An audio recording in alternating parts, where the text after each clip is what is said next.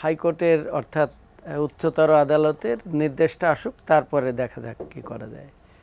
কিন্তু আসলে সেই অনুযায়ী কাজ হয়নি, মাঝে অনেক প্রাণ ঝরেছে, অনেক সম্পত্তি ক্ষতি হয়েছে। তো আপনি জিজ্ঞাসা করতেন ভবিষ্যতে কি হতে পারে, সেটা শুধু অনুমানই করতে পারি। সেটা হচ্ছে বাংলাদেশে তো একটা পেনাল কোড আছে, বাংলাদেশে ফৌজদারি কার্যবিধি আছে। সুতরাং এই যে মানুষের মৃত্যু হয়েছে, এই যে সম্পত্তির ক্ষয়ক্ষতি হয়েছে, সুতরাং আমি অনুমান করি যে এটা নিয়ে নিশ্চয়ই মামলা হবে এবং এটা হয়তো খুঁজে বের করার চেষ্টা করা হবে কারা করেছে এবং তাদের আইনের আওতায় আনা হবে। এটা একটা দিক। দ্বিতীয় আরেকটি দিক হচ্ছে যে কোনো জিনিসই চিরকালের জন্য না, সব জিনিসই সাময়িক এবং কিছু সময়ের জন্য মনে হয় খুবই অ্যাপ্রোপ্রিয়েট, তারপর মনে হয় যে না এটা না অন্যটা। তার একটি যেমন আমি দেখি প্রাইমারিতে 60% মহিলা কোটা ছিল, এখন তো কিছুই থাকছে না। তো আমার অভিজ্ঞতায় আমি ডিজি হিসেবে দেখেছি, ইওনো হিসেবে দেখেছি, এডিসি হিসেবে দেখেছি ফিল্ডে, ছেলেরা কিন্তু একেবারে নিচের ক্লাসে ভালো সামাল দিতে পারে না, এটা মেয়েরাই হচ্ছে বেস্ট। সেসব চিন্তায় বহু দিনের চিন্তায় এটা 60% করা হয়েছিল, তো সেটা এখন রহিত হলো। তো সুতরাং আগামীতে এসব নিয়ে ভাবতে হবে সময়ের সাথে, তার কারণ এখন যেভাবে দাবি দাওয়া করেছিল তো সেইভাবে তারা যা চেয়েছে তার চেয়ে তো বেশি পেয়েছে। এখন দেখা যাক তারা কি বলে। এখন তাদের উচিত হবে আমি মনে করি যে শান্ত হয়ে চিন্তা ভাবনা করে আবার ফিরে আসা, তা না হলে আরও সহিংসতা, আরও প্রাণহানি না হলেও হয়রানি হতে হবে। আইনের বিষয় আছে, দেশকে তো চালাতে হবে, দেশ চলবে। এটা আমি যদি সত্যি কথা বলে আমি জানি যে আরও অনেকেই এটা ক্ষিপ্ত হবে, গালিগালাজ করবে, কিন্তু বাস্তবতা হচ্ছে তাই। দুই হচ্ছে যে এইগুলো ছাড়াও সব জায়গায় মহিলা কোটার ক্ষেত্রে কথা আসবে। এখানে আমি দেখছি যে যে কোটা মাত্র 7%, 5% বীরাঙ্গনা মুক্তিযোদ্ধাদের সন্তান, কিন্তু এখানে কিন্তু নাতিপুতি আর নাই, আমার সেন্সে তাই মনে হচ্ছে। এছাড়া নৃগোষ্ঠী আছে 1%, শারীরিক প্রতিবন্ধী তৃতীয় লিঙ্গ আছে 1%।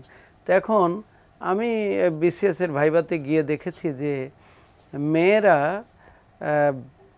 ভাইভাতে এখন 5 to 6% আসছে, বিসিএসে কোয়ালিফাই করে ভাইবার জন্য। কিন্তু আমি একটা বিশ্ববিদ্যালয়ে পড়াই, সেখানে দেখি মেয়েরাই সবচেয়ে ভালো রেজাল্ট করে।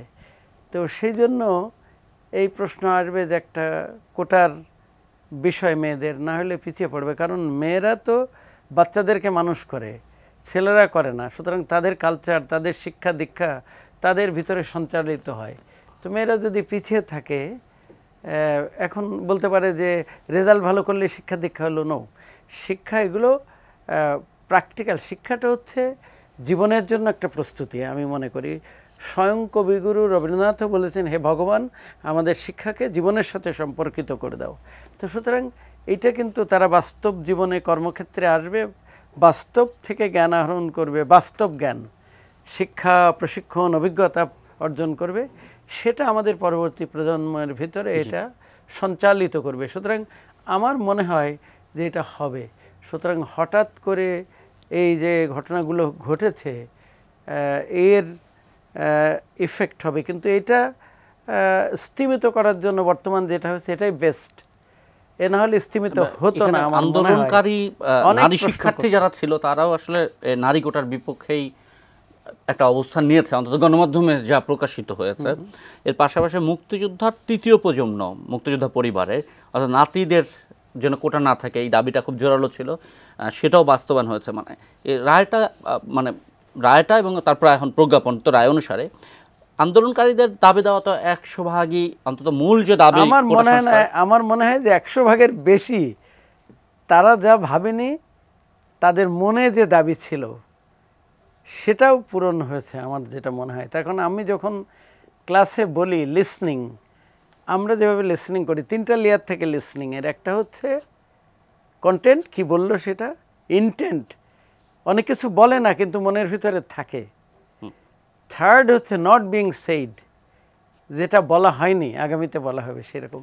সেটা বিবেচনা করলে আমার মনে হয় তাদের মনেও যেটা ছিল তার বাইরেও বেশি পূরণ হয়েছে।